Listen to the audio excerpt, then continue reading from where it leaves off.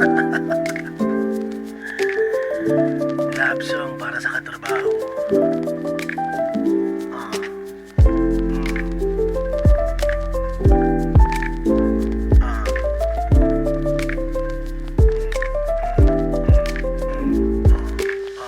Ah.